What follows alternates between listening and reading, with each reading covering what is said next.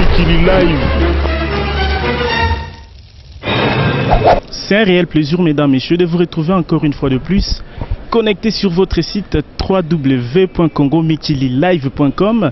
Vous le savez, nous sommes là pour partager avec vous toutes les informations. Vous avez les privilèges de suivre cette interview exclusive de monsieur Alain Claude, qui se trouve être le producteur des Jubé Mpiana au Zénith de Paris, est surpris dans un resto ici à Kinshasa. C'est pourquoi on a voulu poser quelques questions, parce qu'autour de ces sujets, autour de ce concert, il y a beaucoup de choses qui se parlent, qu'il essaye un peu d'éclairer la lanterne. Monsieur Alain, bonjour et bienvenue.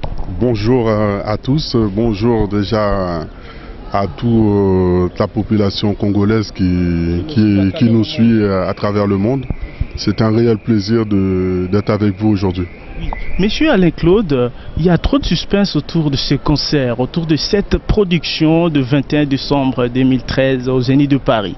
Et il y a des gens qui se disent qu'il n'y aura pas concert. Vous affirmez jusqu'à ce jour qu'il y aura toujours concert, vous insistez? Bien sûr, donc je vous le confirme une fois de plus, le concert du Zénith Bosangani Bomoko Boyokani aura bien lieu au Zénith de Paris le 21 décembre. Qu'est-ce qui vous a motivé en fait de choisir Jubé Mpiana pour cette production? Ben écoutez, comme je l'ai déjà rappelé, donc le choix de Jubé Mpiana s'est porté tout simplement sur un projet, parce que au départ j'ai prévu un concert humanitaire, donc il fallait que l'artiste accepte de jouer sans cachet. Et quand nous avons contacté Jubé Mpiana, nous avons aussi contacté d'autres artistes. Et Jubé Mpiana a accepté les conditions de jouer sans cachet au Zénith de Paris le 21 décembre. Il joue gratuitement? Il joue gratuitement, je vous le confirme, 100%. Et c'est quoi la motivation, c'est quoi l'objectif de ces concerts?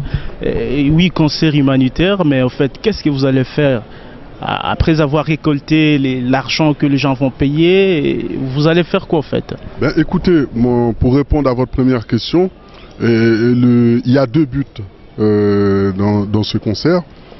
Premièrement, c'est un concert humanitaire, d'accord, donc où les bénéfices seront reversés à des associations au Congo, notamment à l'est du Congo, pour venir en aide aux femmes violées.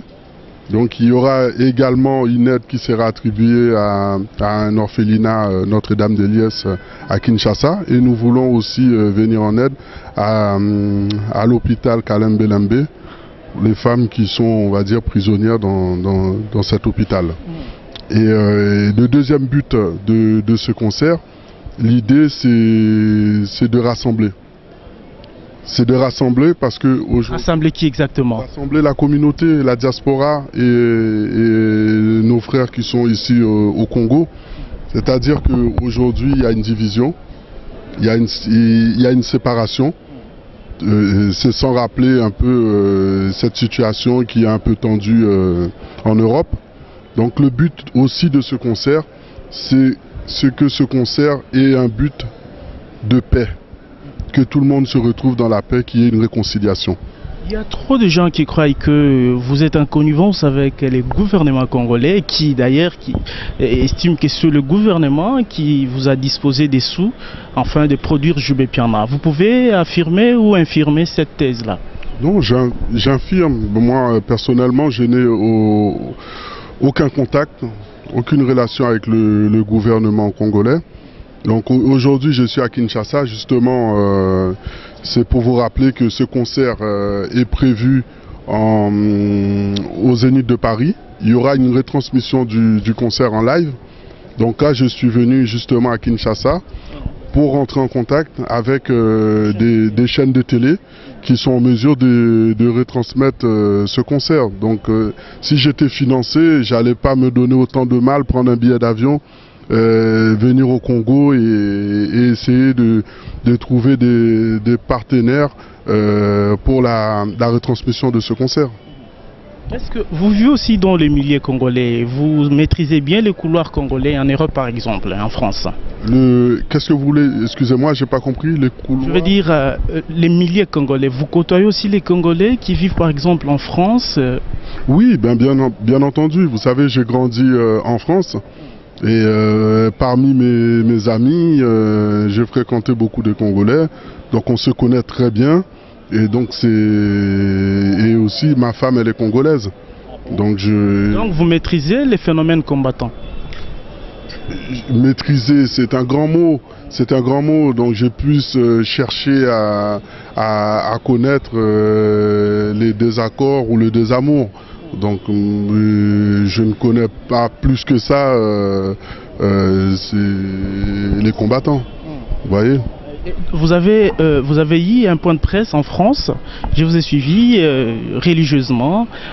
Vous croyez vraiment que la population, par exemple la population congolaise, qui viendront participer ou vivre le concert en live depuis le Zénith de Paris, ils sont convaincus que cette production, c'est une production humanitaire et ils peuvent venir, comme vous avez senti, vous vivez en France, vous le dites bien. Oui, moi je le pense parce que j'ai rencontré beaucoup de personnes, beaucoup de groupes, d'accord, et qui m'apportent leur soutien, qui me demandent d'aller au bout de cette démarche, d'aller au bout du projet, parce que aujourd'hui il y a un ras-le-bol. Il y a un ras-le-bol que la culture, la musique congolaise se trouve au point mort.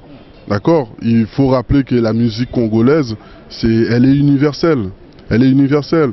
Donc comme je l'ai rappelé, il y a certes eu de malentendus avec les musiciens, les artistes. Donc ça fait 3 ans que ça dure. À un moment donné, il faut s'asseoir et retrouver le calme. Aujourd'hui, nous le savons tous, et JB a été le premier à le reconnaître, à dire qu'il va chanter uniquement la musique que les mélomanes, les fans attendent, qu'il ne va plus chanter pour la politique. Donc je pense que la revendication en première, c'était ça. Donc voilà, comme on dit, il faut laver le linge sale en famille. L'artiste a demandé pardon.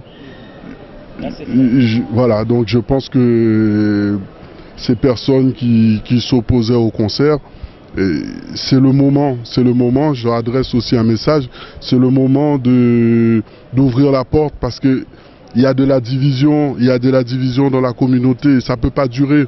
À un moment donné, il faut saisir la main qui a été tendue. Je suis votre frère, je suis haïtien. Ma femme, elle est congolaise, c'est la famille. Si aujourd'hui je peux servir d'intermédiaire, que vous puissiez vous retrouver dans la paix autour de ce concert au Zénith, je serai vraiment très très fier. Sachez qu'il n'y a pas de provocation. Je ne suis pas contre vous. Sachez-le. D'ailleurs, je l'ai même dit en interview que au départ, je trouve que ça a été une bonne chose parce que ça a permis à beaucoup de monde et à moi-même de prendre conscience de la situation à l'est du Congo. Et cette situation qui est dramatique. Mais aujourd'hui, la lutte ne se limite pas qu'au blocage des artistes, d'accord? Parce que les artistes, ce sont aussi des personnes comme vous qui ont une famille à s'occuper. Et il faut savoir aussi que c'est pas que les artistes qui sont embêtés dans cette situation. Il y a aussi toute l'industrie de la musique, tous les commerces qui vivent de ça. À un moment donné, je pense que il faut évoluer dans le combat. Parce qu'il y a d'autres messages à faire passer.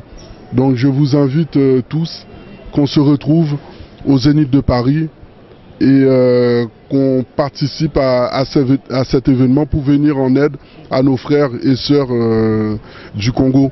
Monsieur Alain Claude, merci. Merci beaucoup et je vous donne rendez-vous au Zénith de Paris le 21 décembre pour venir suivre ce concert qui sera un show exceptionnel pour toute la communauté africaine et congolaise. Voilà, c'était M. Alain Claude, producteur du concert du 21 décembre 2013 au Zénith de Paris. Le monsieur a été au micro du Kadhafi Mboumoudi pour vous donner quelques lumières parce que nous sommes vus dans un resto et il est bel et bien au Congo, il prend un peu de l'air. On a voulu l'interviewer pour donner de la lumière sur les sujets. Restez toujours scotchés sur votre site. Moi, je vous retrouve très prochainement avec le même plaisir. Au revoir. Mikili Live.